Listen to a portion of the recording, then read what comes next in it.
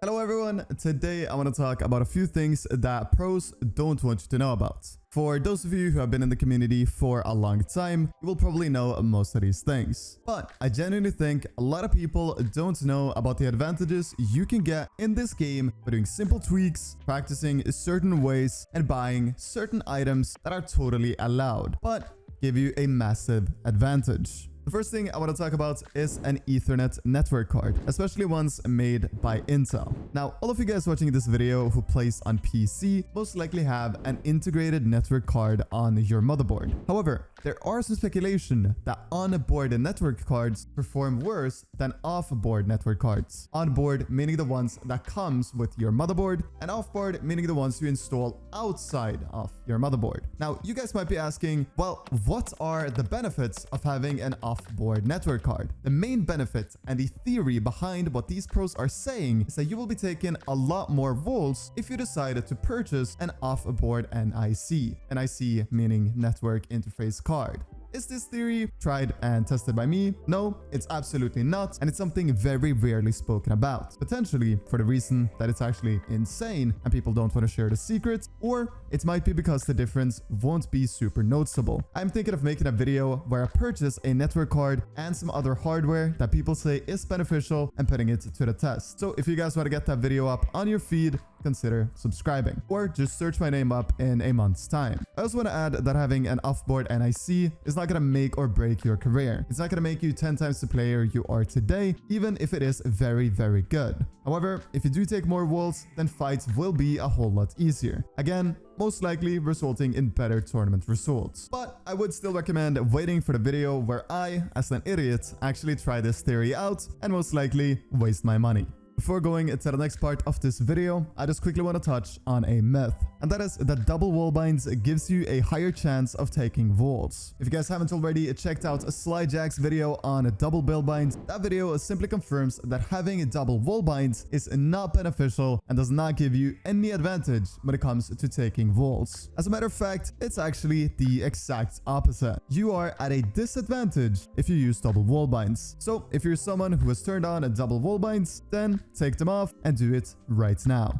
Moving on, we of course have to talk about having a stripped Windows. Now, Windows as an operating system is infinitely more optimized than both Linux and Mac OS for gaming. Or rather, games optimized for Windows rather than for Linux and Mac OS. But the easily accessible version that you and I download is still impressively bad when it comes to performance in comparison to what it can be when playing highly demanding games. Windows has so much bloatware that makes the OS perform worse than its real potential. So, what a lot of pros do is install a Windows that is essentially stripped to the teeth and only has focus on performance, meaning that all bloatware is removed. Unfortunately, I won't be going over how to install a stripped version of Windows in today's video. But if you are comfortable tweaking around on PCs and you are a patient person, then getting a highly stripped version of Windows isn't all that difficult. If you look up Windows LTSC on YouTube or Google, you'll learn a lot about what, in my opinion, is the best plug-and-play Windows. For some of you, downloading this Windows might be a bit challenging, but stay patient and you'll be able to get it. Also, of course, before installing, make sure you do your own research, as this system, as far as I'm concerned, doesn't support things like ray tracing and high-quality features like that. So if that's important to you, don't download Windows LTSC. This Windows, however, is not what most pros are running. Most of them are running on a 100% fully custom stripped OS. When it comes to actually practicing the game, a lot of pros play 3 sessions of Noble 24/7 a day. This is 9 games of no zone rule, good practice against good players. So if you want to try your best to keep up with how they are playing and practicing, you should attempt to play 9 customs a day against the best players you can possibly find.